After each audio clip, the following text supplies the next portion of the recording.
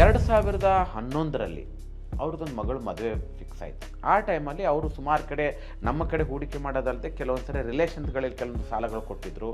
ಆಮೇಲೆ ಕೆಲವೊಂದು real ಎಸ್ಟೇಟಲ್ಲಿ ಮೇಜರಾಗಿ investment ಇತ್ತು. ಮಗಳದು ಒಳ್ಳೆ ಕಡೆ ಸಂಬಂಧ ಬಂತು ಅಂಥೇಳಿ ಅವ್ರಿಗೆ ಅರ್ಜೆಂಟಾಗಿ ಒಂದು 50 ಲಕ್ಷ ದುಡ್ಡು ಬೇಕಾಗಿತ್ತು. ಎಲ್ಲ ರಿಲೇಷನ್ಸ್ಗಳಲ್ಲೂ ಅವ್ರು ದುಡ್ಡು ಕೊಟ್ಟಿದ್ದಾರೆ, ನನಗೆ ಈ ಥರ ಮಗಳು ಮದುವೆ ಟೈಮಲ್ಲಿ ಬೇಕಾಗತ್ತಂತೇಳಿ. ಅಂಥ ಟೈಮಲ್ಲಿ ಅವ್ರು ಯಾರಿಗೂ ಆ ಒಂದು ವಾಪಸ್ ತೆಗೆದುಕೊಳ್ಳುವಂಥ ಅವ್ರಿಗೆ ಒಂದು ಈ ಥರ ಮಗಳು ಮದುವೆ ಫಿಕ್ಸ್ ಆಗಿದೆ, ಒಳ್ಳೆ ಸಂಬಂಧ ಇದೆ, ಬಟ್ ನಾನು ಏನೆಲ್ಲ ಕಡೆ ಅಂದ್ಕೊಂಡಿದ್ದೆ ಈ ಥರ ಒಂದು ಒಳ್ಳೆ ಇಂಟ್ರೆಸ್ಟ್ ಬರುತ್ತೆ ಅಂತ ದುಡ್ಡು ಕೊಟ್ಟಿದ್ದೆ, ಯಾವುದೂ ಕೈಗೆ ಬರ್ತಾ ಇಲ್ಲ ದುಡ್ಡು, ರಿಯಲ್ ಎಸ್ಟೇಟಲ್ಲಿದೆ, ಅದು ಯಾವುದೇ ಥರ ಲಿಕ್ವಿಡಿಟಿ ಇಲ್ಲ ನನಗೆ, ಇಂಥ ಟೈಮಲ್ಲಿ ಏನು ಮಾಡೋದು ಅಂತೇಳಿ. ಅಂಥ ಟೈಮಲ್ಲಿ ಸುಮಾರು ಅವ್ರದ್ದು ಒಂದು ಹಣ ಅವರು ಸಂಗ್ರಹಣೆ ಮಾಡಿದ್ದು ಎಷ್ಟಿತ್ತು ಅಂದರೆ ಸುಮಾರು ಒಂದು 80 ಲಕ್ಷ ಆಗಿತ್ತು. ಆ ಒಂದು 80 ಲಕ್ಷದಲ್ಲಿ ನಾನು ಅವ್ರಿಗೆ ಹಂತವಾಗಿ 50 ಲಕ್ಷ ಕೊಟ್ಟೆ. ಅವ್ರು ಹೇಳಿರೋ ಒಂದು ಮಾತು ಏನಂತಂದರೆ 2008ರಿಂದ 2011 ತನಕ ನಾನು ಅನ್ಕೊತಾ ಇದ್ದೆ ನಿಮ್ಮ ಒಂದು ಪ್ರೋಗ್ರಾಮ್ ಅಟೆಂಡ್ ಆಗಿರೋದನ್ನ ಹೂಡಿಕೆ ಮಾಡ್ತಾ ಇದ್ದೀನಿ, ಬಟ್ ನನಗೆ ಇದರಲ್ಲಿ ಯಾವುದೇ ರೀತಿಯಿಂದ ಒಳ್ಳೆ ಇನ್ಕಮ್ ಇಲ್ಲ, ನಾನು ಹೊರಗಡೆ ಬಡ್ಡಿ ಕೊಟ್ಟರೆ ಚೆನ್ನಾಗಿ ಬಂತಾ ಇದ್ದು ಅಂತ ಅನ್ಕೊತಾ ಇದ್ದೆ. ಮೊದಲನೇದಾಗಿ ನನ್ನ ಅನುಭವಕ್ಕೆ ಬಂದಿದ್ದು ಬರೀ ಯಾವಾಗಲೂ ಲಾಭನೇ ಅಲ್ಲ, ನನಗೆ ಬೇಕಾದಾಗ ನನಗೆ ಲಿಕ್ವಿಡಿಟಿ ಸಿಗೋದು ಬಹಳ ಇಂಪಾರ್ಟೆಂಟ್. ನಮ್ಮ ಹೃದಯದ ಬಡಿತನ ನೋಡ್ಬೇಕಾದ್ರೆ ಅದೊಂದು ಗ್ರಾಫ್ ತೋರಿಸುತ್ತೆ ಅಲ್ವಾ, ECG ಅಂತ ಕರಿತೀವಿ. ಹಾಗೆ ನಮ್ಮ ಹೂಡಿಕೆನಲ್ಲಿ ಆ ಥರ ಅಪ್ಸ್ ಆ್ಯಂಡ್ ಡೌನ್ಸ್ ಆಗ್ತಾ ಇರುತ್ತೆ. ಬೇಕಾಗಿರೋದೇನೆಂದರೆ ಕ್ಲಾರಿಟಿ ಬೇಕು ನಮಗೆ, ಯಾವ ರೀತಿಯಲ್ಲಿ ನಮ್ಮ ಹೂಡಿಕೆಗಳಾಗಿದ್ದಾರೆ, ಎಲ್ಲಿ ಹೂಡಿಕೆ ಮಾಡಿದ್ದಾರೆ, ಇದು ಯಾವ ರೀತಿ ಇದರಲ್ಲಿ ಕೆಲವೊಂದು ಅಪ್ಸ್ ಆ್ಯಂಡ್ ಡೌನ್ಸ್ಗಳಾಗುತ್ತೆ, ಅದನ್ನು ನಾವು ಹೇಗೆ ಬರುವಂಥ ಅಪ್ಸ್ ಆ್ಯಂಡ್ ಡೌನ್ಸ್ಗಳಿಗೆ ನಾವು ಆ್ಯಕ್ಟ್ ಆ್ಯಂಡ್ ರಿಯಾಕ್ಟ್ ಮಾಡಬೇಕು ಅನ್ನೋದು ತಿಳುವಳಿಕೆ ಕೊಡೋದೇ ಈ ನಮ್ಮ ಸಂಸ್ಥೆ ಕೆಲಸ.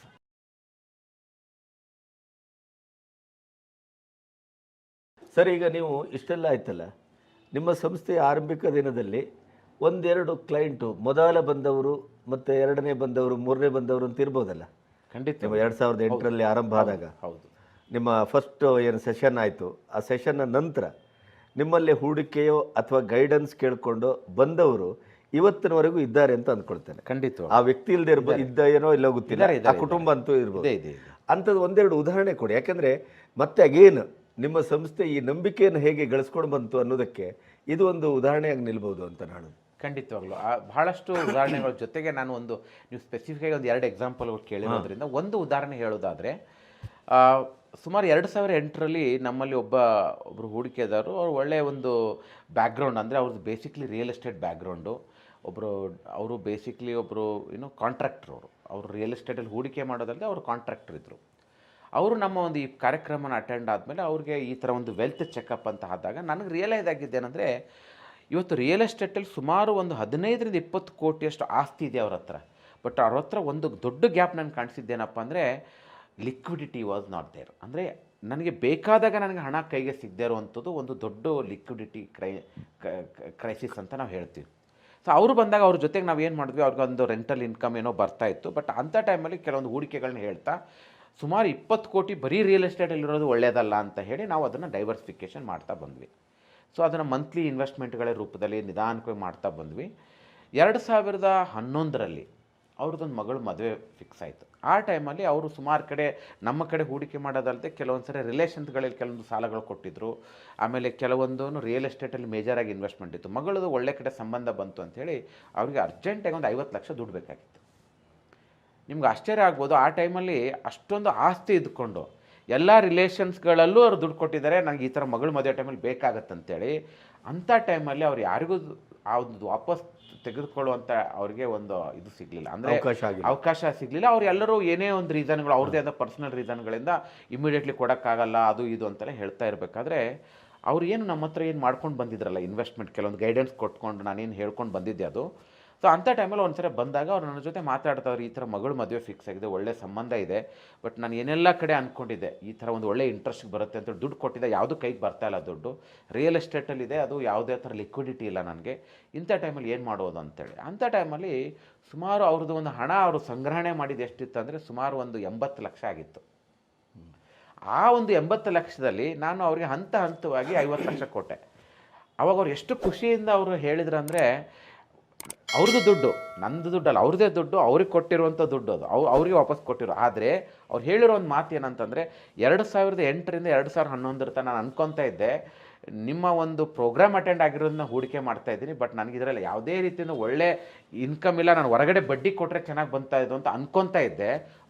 ಮೊದಲನೇದಾಗಿ ನನ್ನ ಅನುಭವಕ್ಕೆ ಬಂದಿದ್ದು ಬರೀ ಯಾವಾಗಲೂ ಲಾಭನೇ ಅಲ್ಲ, ನನಗೆ ಬೇಕಾದಾಗ ನನಗೆ ಲಿಕ್ವಿಡಿಟಿ ಸಿಗೋದು ಬಹಳ ಇಂಪಾರ್ಟೆಂಟ್ ಇದೆ ಅಂತ ನನಗೆ ಅರ್ಥ ಆಗಿದ್ದು. ಅವಾಗ ಅವ್ರು ತುಂಬ ವಿಜೃಂಭಣೆಯಿಂದ ಮಗಳು ಮದುವೆ ಮಾಡಿದರು. ಇವತ್ತೂ ನಮ್ಮ ಸಂಸ್ಥೆ ಜೊತೆಗೆ ಅವ್ರು ಕೈ ಜೋಡಿಸ್ಕೊಂಡಿದ್ದಾರೆ. ಇವತ್ತೂ ಅವ್ರು ಇದೊಂದೇ ಅಲ್ಲದೆ ಇಂಥ ಭಾಳಷ್ಟು ಅನುಭವಗಳಾಗಿದೆ. ಇನ್ನೊಂದು ಸರಿ ಅವ್ರು ಯಾವುದೋ ಒಂದು ಒಂದು ಬಿಸ್ನೆಸ್ಗೆ ಕೈ ಹಾಕಿದಾಗ ಅಗೇನ್ ಸೇಮ್ ಲಿಕ್ವಿಡಿಟಿ ಕ್ರೈಸಿಸ್ ಬಂತು. ಅದೇ ಥರ ಒಂದು ತೊಂದರೆ ಅನುಭವಿಸಿದಾಗ ಮತ್ತು ಅಗೇನ್ ಲಿಕ್ವಿಡಿಟಿ ಹೆಲ್ಪ್ ಆಯಿತು ಅವ್ರಿಗೆ. ಸೊ ಹಾಗಾಗಿ ಅವ್ರು ಹೇಳೋದು ಒಂದೇ ಎಲ್ರಿಗೂ, ಸರ್ ಮುಂದಿನ ದಿನಗಳಲ್ಲಿ ನನ್ನ ರಿಯಲ್ ಎಸ್ಟೇಟ್ನ ಇವತ್ತೇನು ಸುಮಾರು 99% ಇದೆ, ಅದನ್ನು ನಾನು 60% ಇಳಿಸಿ ನಾನು ಡೈವರ್ಸಿಫಿಕೇಷನ್ ಮಾಡ್ತೀನಿ. ಬಿಕಾಸ್ ಲಾಸ್ಟ್ 14 ವರ್ಷದಲ್ಲಿ ಏನು ಅನುಭವ ಸಿಕ್ಕಿದೆ ಆ ಒಂದು ನಂಬಿಕೆ ಮೇಲೆ ಅವರು ಮಾಡುವಂಥದ್ದಿದೆ. ಇದು ಒಂದು ಅನುಭವ. ಇನ್ನೊಂದು ಅನುಭವ ಹೇಳೋದಾದರೆ, ಒಂದ್ಸರಿ ಇಬ್ಬರು IT ಇಂಡಸ್ಟ್ರಿಯಲ್ಲಿ ಕೆಲಸ ಮಾಡುವಂಥ ಕಪಲ್ಸ್ ಬಂದಿದ್ದರು. ಹಸ್ಬೆಂಡ್ ನಮ್ಮ ಪ್ರೋಗ್ರಾಮ್ ಅಟೆಂಡ್ ಆಗಿದ್ರು, ವೈಫ್ ಅಟೆಂಡ್ ಆಗಿರಲಿಲ್ಲ. ಅವರಿಬ್ಬರ ಜೊತೆ ನೋಡಿದಾಗ ಇಬ್ಬರು ಒಳ್ಳೆ ಕಂಪ್ನಿಯಲ್ಲಿ ಕೆಲಸ ಮಾಡ್ತಾ ಇದ್ದಾರೆ. ಇಬ್ಬರು ಒಳ್ಳೆ, ಅವ್ರಿಗೆ ಇಬ್ಬರು ಮಕ್ಕಳಿದ್ದಾರೆ, ಮುದ್ದಾದ ಮಕ್ಕಳಿದ್ದಾರೆ. ಇಬ್ಬರು ಎಷ್ಟು ಸ್ಟ್ರೆಸ್ಫುಲ್ ಆಗಿದ್ರು ಅಂದರೆ, ಒಂದು ಮನೆ ತೊಗೊಂಡಿದ್ದಾರೆ, ಅದು ಸಾಲದಲ್ಲಿದೆ, ಮಕ್ಕಳಿಗೆ ಟೈಮ್ ಕೊಡೋಕ್ಕಾಗ್ತಾ ಇಲ್ಲ. ಸೊ ಬಹಳಷ್ಟು ಒಂಥರ ಗೊಂದಲದಲ್ಲಿ ಇದ್ದರು. ಪ್ರೋಗ್ರಾಮ್ ಅಟೆಂಡ್ ಆದಾಗ ನಾನು ಒಂದು ಮಾತು ಅವ್ರಿಗೆ ಹೇಳಿದೆ, ಈಗ ಜೀವನದಲ್ಲಿ ನಿಮಗೆ ಅತಿ ಮುಖ್ಯ ಏನಿದೆ, ಒಂದು ಮಕ್ಕಳಿಗೆ ಒಳ್ಳೆ ವಿದ್ಯಾಭ್ಯಾಸ ಕೊಡಬೇಕು. ಎಲ್ಲದಕ್ಕಿಂತ ಇಂಪಾರ್ಟೆಂಟ್ ನಿಮ್ಮ ಮಕ್ಕಳೊಂದಿಗೆ ನೀವು ಜಾಸ್ತಿ ಸಮಯನ ಕಳೆಯುವಂಥದ್ದು ಆಗಬೇಕು. ಅದು ಭಾಳ ಇಂಪಾರ್ಟೆಂಟ್ ಇದೆ. ಈ ವಿಷಯನ ಹೇಳಿದಾಗ ನಾನು ಲಿಟ್ರಲಿ ಐ ಕ್ಯಾನ್ ಸಿ ಆ ಹಸ್ಬೆಂಡ್ ಕಣ್ಣಲ್ಲಿ ನೀರು ಬಂದಿರೋದು ನೋಡಿದಾನೆ. ಯಾಕಂದರೆ he was missing that important part. Correct.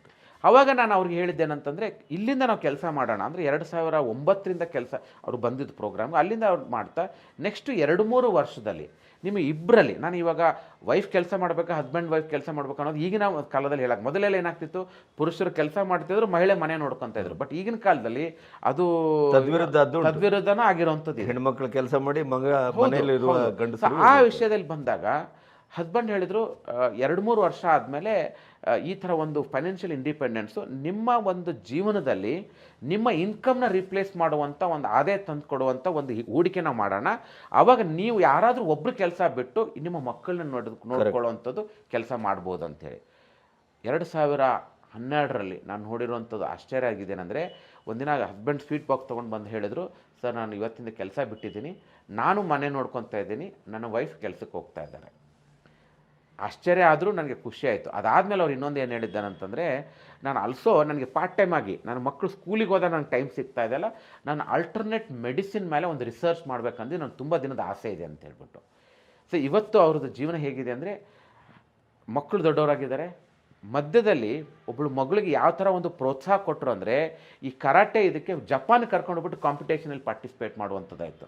ಇವತ್ತೊಬ್ಬಳು ಮಗಳು ಕಥಕ್ಕಲ್ಲಿ ಒಳ್ಳೆ ಡ್ಯಾನ್ಸರ್ ಆಗಿದ್ದಾರೆ, ಇನ್ನೊಬ್ಬರು ಮಗಳು ಒಳ್ಳೆ ಅಕಾಡೆಮಿಕಾಗಿ ಓದ್ತಾ ಇದ್ದಾರೆ. ಹಾಗೆ ಅವರು ವೈಫ್ ಏನಿದ್ದಾರೆ, ಅವರು ಹೆಂಡತಿ ಏನಿದ್ದಾರೆ, ಅವರು ಉದ್ಯೋಗದಲ್ಲಿ ತುಂಬ ಚೆನ್ನಾಗಿ ಬೆಳೀತಾ ಇದ್ದಾರೆ. ಇವರು ಒಳ್ಳೆ ಅವ್ರ ಫ್ಯಾಮಿಲಿನ ಮ್ಯಾನೇಜ್ ಮಾಡೋಕ್ಕಾಗ್ತಾರೆ.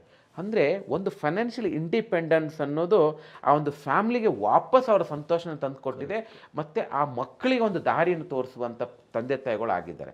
ಇವತ್ತು ಭಾಳಷ್ಟು ಫ್ಯಾಮಿಲಿಗಳಲ್ಲಿ ಏನು ಮಾಡ್ತೀವಿ ಅಂದರೆ, ತಂದೆ ತಾಯಿಗಳು ಕೆಲಸಕ್ಕೆ ಹೋಗ್ತಾರೆ, ಅವ್ರು ನೋಡ್ಕೊಳ್ಳೋಕ್ಕೆ ನ್ಯಾನಿಗಳನ್ನ ಹಾಕ್ತಾರೆ. ಹೌದೌದು.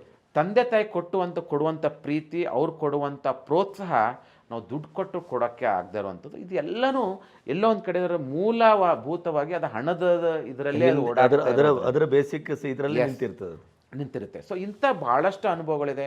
ಹಾಗೆ ಇನ್ನೂ ಕೆಲವರು ಏನಾಗಿದೆ ಅಂತಂದರೆ, ಅವ್ರದ್ದು ಇರುವಂಥ ಉದ್ಯೋಗ ತುಂಬ ಪ್ರೆಷರ್ ಆಗಿ ಆರೋಗ್ಯದ ಮೇಲೆ ತೊಂದರೆ ಕೊಡ್ತಾ ಇತ್ತು. ಅಷ್ಟೊಂದು ಪ್ರೆಷರ್ ಜಾಬ್ ಇತ್ತು, ಸೇಲ್ಸ್ ಜಾಬಲ್ಲಿದ್ದರು. ಅವ್ರಿಗೂ ಹಾಗೆ ಸುಮಾರು ಒಂದು 5 ವರ್ಷ ಇನ್ವೆಸ್ಟ್ಮೆಂಟ್ ಮಾಡಾದಮೇಲೆ ಅವರು ಆ ಕೆಲಸನ ಬಿಟ್ಟು ಅವ್ರದ್ದೇ ಆದಂಥ ಒಂದು ಕನ್ಸಲ್ಟೇಷನ್ ಶುರು ಮಾಡಿದ್ದಾರೆ. ಅಂದರೆ ಬಿಕಮ್ ಅ ಸೆಲ್ಫ್ ಎಂಪ್ಲಾಯ್ಡ್ ಥರ. ಸೊ ಹಾಗಾಗಿ ಈ ಥರ ಅನುಭವಗಳು ಏನು ಬರ್ತಾ ಇದೆ ಅಂದರೆ, ಈ ಫೈನಾನ್ಷಿಯಲ್ ಫ್ರೀಡಮ್ ಅನ್ನೋದು ಏನಿದೆಯಲ್ಲ, ಇದು ಒಂದು ಸಂಸ್ಥೆಯ ಒಂದು ಫ್ಯಾಮ್ಲಿಗೆ ಆ ಒಂದು ಅವ್ರದ್ದೇ ಆದಂಥ ಕೆಲವೊಂದು ಹಾಬಿಗಳನ್ನ, ಹವ್ಯಾಸಗಳನ್ನ ಮತ್ತು ಅವ್ರದ್ದೇ ಆಗಿಂಥ ಪ್ಯಾಷನ್ಗಳನ್ನ ಅದನ್ನು ಫುಲ್ಫಿಲ್ ಮಾಡೋಕ್ಕೆ ಅದು ಹೆಲ್ಪ್ ಆಗ್ತಾ ಇದೆ. ಅಂದರೆ ಅವ್ರದ್ದೇ ದುಡ್ಡು, ಹೌದು, ನಿಮ್ಮ ಮಾರ್ಗದರ್ಶನ, ಹೌದು, ಆದರೆ ಜೀವನ ಇಡೀದಾದಂಥ ಒಂದು ಭದ್ರವಾದಂಥ ಒಂದು ಸುಖಿ ಸಂಸಾರವನ್ನು ಕಟ್ಟಿದ ಕಥೆಗಳು ನಿಮ್ಮಲ್ಲಿ ತುಂಬ ಇದೆ. ಸೊ ಈಗ ನಮ್ಮಲ್ಲಿ ಇನ್ವೆಸ್ಟ್ಮೆಂಟ್ ಅಂತ ಬಂದ ತಕ್ಷಣ ಈ ಅತ್ಯಂತ ಕಡಿಮೆ ದುಡಿಮೆ ಮಾಡೋರು ಇರ್ತಾರಲ್ಲ, ಅಂಥವ್ರು ಯಾರಾದರೂ ಸ್ಟೆಬಿಲಿಟಿಗೆ ಬಂದಂಥದ್ದು ಏನಾದ್ರು ಇದೆಯಾ? ಖಂಡಿತವಾಗ್ಲೂ ಇದೆ. ನಿಮಗೆ ಹೇಳಬೇಕಂತಂದರೆ, ನನ್ನಲ್ಲಿ ಸುಮಾರು 2010ರಲ್ಲಿ ಒಬ್ಬರು ನಮ್ಮ ಗುಲ್ಬರ್ಗಾ ಡಿಸ್ಟಿಕಲ್ಲಿ ಜೇವರಿಗೆ ಅಂತ ಒಂದು ಊರಿದೆ, ಅಲ್ಲಿ ತಾಲೂಕದಲ್ಲಿ ಕೆಲಸ ಮಾಡಿರೋರು. ಅವರು ITI ಮಾಡ್ಕೊಂಡು ಬೆಂಗಳೂರಲ್ಲಿ ಬಾಷಲ್ಲಿ ಕೆಲಸ ಮಾಡ್ತಾಯಿದ್ರು. ಅವ್ರದ್ದು ಸಂಬಳ ಬಂದ್ಬಿಟ್ಟು ಆವಾಗ ಒಂದು 8,000 ರೂಪಾಯಿ ಸಂಬಳ ಇತ್ತು. ಸೊ ಬಂದಾಗ ನಾನು ಅವ್ರಿಗೆ ಮಾತಾಡ್ತಾ ಇರಬೇಕಾದ್ರೆ ನಾನು ಹೇಳಿದೆ, ಏನು ಮಾಡ್ತಾರೆ, ಸುಮಾರು ಅವರು ಉಳಿತಾಯದ ಒಳ್ಳೆಯ ಒಂದು ಇದಿತ್ತು.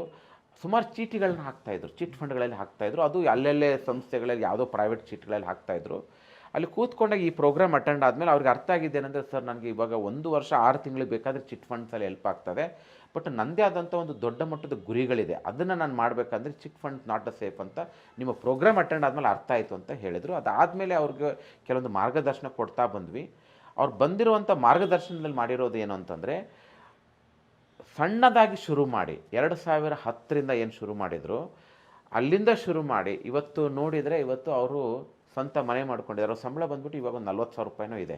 ದೊಡ್ಡ ಮಟ್ಟದ ಸಂಬಳ ಇಲ್ಲ, ಚಿಕ್ಕದಾಗಿ ಶುರು ಮಾಡಿದ್ದು. ನನಗಿನ್ನೂ ಗೊತ್ತಿದೆ 500 ರೂಪಾಯಿಂದ ಶುರು ಮಾಡಿದ್ದವರು. ಇವತ್ತು ಸ್ವಂತ ಮನೆ ತೊಗೊಂಡಿದ್ದಾರೆ.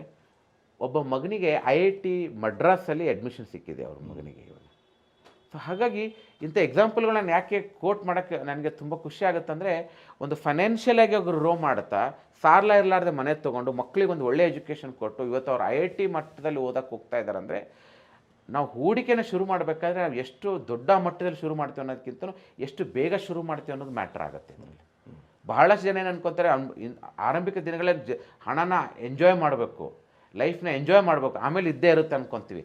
ಬಟ್ ಹಣ ಹೇಳುತ್ತೆ, ನೀವು ಬೇಗ ನನ್ನನ್ನು ನೋಡಿಕೊಂಡ್ರೆ ಮುಂದಿನ ದಿನಗಳೇ ನಾನು ನಿಮ್ಮನ್ನು ನೋಡ್ಕೊಳ್ಳುತ್ತೆ ಅಂತ ಹೇಳುತ್ತೆ. ಹಾಗಾಗಿ ವೆಲ್ತ್ ಕ್ರಿಯೇಷನ್ಗೆ ಬೇಕಾಗಿರೋದು starting early is more important than the later ಸ್ಟೇಜಲ್ಲಿ ಜಾಸ್ತಿ ಹಣನ ಹೂಡಿಕೆ ಮಾಡೋದಕ್ಕೆ. ಅಂದರೆ ಒಂದು ರೀತಿಯಲ್ಲಿ ನೀವು ಹೇಳಿದ ಇಲ್ಲಿವರೆಗಿನ ಮಾತು ಏನು ಹೇಳ್ತಾ ಇದೆ ಅಂತಂದರೆ, ಹಣವನ್ನು ವ್ಯಾಮೋಹದಿಂದ ನೋಡೋದಕ್ಕಿಂತ ಹಣವನ್ನು ಗೌರವದಿಂದ ನೋಡಿ, ವಿಶ್ವಾಸದಿಂದ, ಪ್ರೀತಿಯಿಂದ ಹೌದು ಅದನ್ನು ನೋಡಿಕೊಂಡು ಅದನ್ನು ಸರಿಯಾಗಿ ಇಡಬೇಕಾದ ಜಾಗದಲ್ಲಿ ಇಟ್ಟರೆ ಹೌದು ಬಹುಶಃ ಅದು ನಮ್ಮ ಆಪತ್ಕಾಲಕ್ಕೆ ಸರಿಯಾಗಿ ಒದಗ್ತದೆ. ಖಂಡಿತವಾಗ್ಲೂ ಹಾಗೆ ಇದೆ.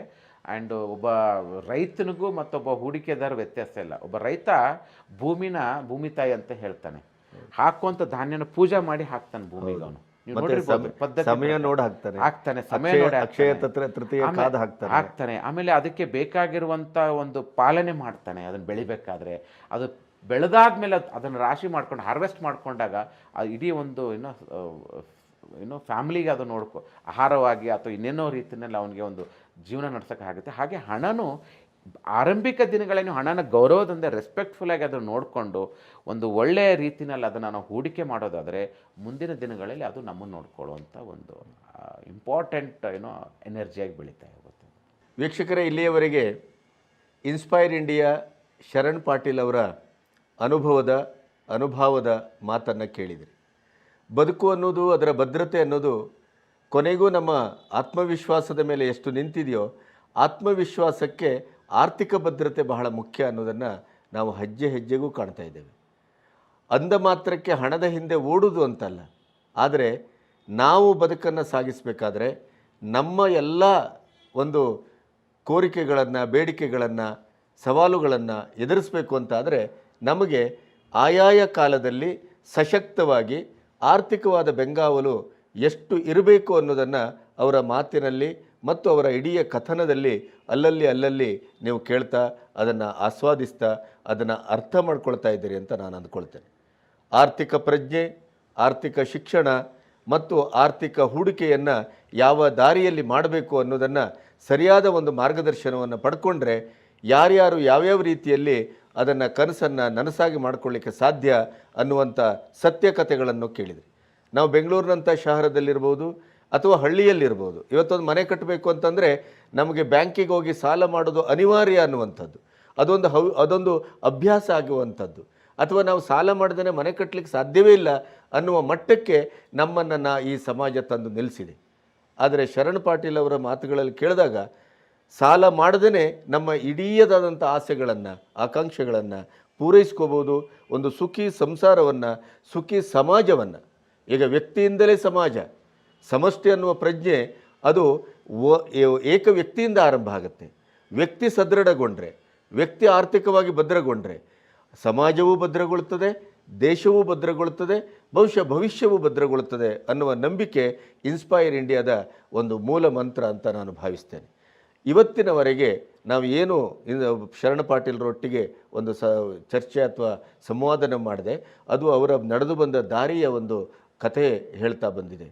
ಇನ್ನು ಮುಂದಿನ ದಿನಗಳಲ್ಲಿ ಎಲ್ಲೆಲ್ಲಿ ಯಾವ್ಯಾವ ರೀತಿಯ ಇನ್ವೆಸ್ಟ್ಮೆಂಟನ್ನು ಮಾಡಬೇಕು, ಉಳಿತಾಯದ ಮಾರ್ಗದರ್ಶಿ ಸೂತ್ರಗಳೇನು, ಉಳಿತಾಯವನ್ನು ಮಾಡಬೇಕು ಅಂತಾದರೆ ವಹಿಸಬೇಕಾದ ಎಚ್ಚರಿಕೆಗಳೇನು, ಮತ್ತು ಈಗ ಉಳಿತಾಯದ ಅನ್ನೋದು ನಿಮ್ಮ ಮೊಬೈಲಲ್ಲಿ ಸಾಲ ಕೇಳುವವರು ಬೇಕಂತ ಕೇಳುವವರು ಎಷ್ಟು ಜನ ಜಾಸ್ತಿ ಆಗಿದ್ದಾರೋ ಅಷ್ಟೇ ನಿಮ್ಮ ಉಳಿತಾಯದ ದಾರಿಗಳನ್ನು ತಾಮುಂದು ಅಂತ ತೋರಿಸ್ಕೊಡುವಂಥ ಆ್ಯಪ್ಗಳಿವೆ, ಮೆಸೇಜ್ಗಳಿವೆ, ಇನ್ನೊಂದಿದೆ, ಮಗದೊಂದಿದೆ. ಮುಟ್ಟಿದರೆ ಕಚ್ಚಲಿಕ್ಕೆ ಬರುವಂಥ, ಮುಟ್ಟಿದರೆ ಮುಳುಗೋಗುವಂಥ ಬಹಳಷ್ಟು ಉದಾಹರಣೆಗಳು ಇವತ್ತಿನ ಮಾಧ್ಯಮಗಳಲ್ಲಿ ಸಿಗ್ತವೆ.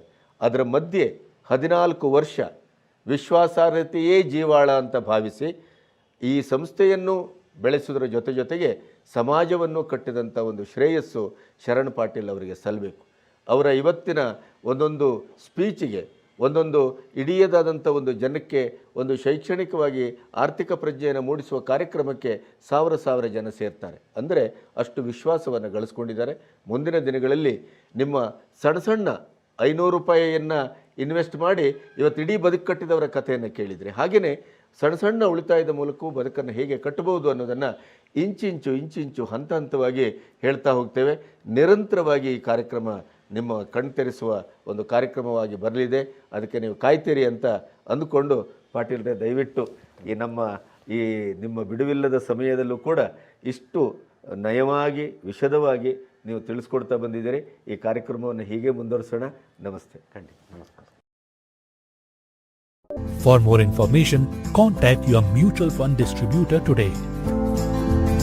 Mutual fund investments are subject to market risks. Read all scheme-related documents carefully.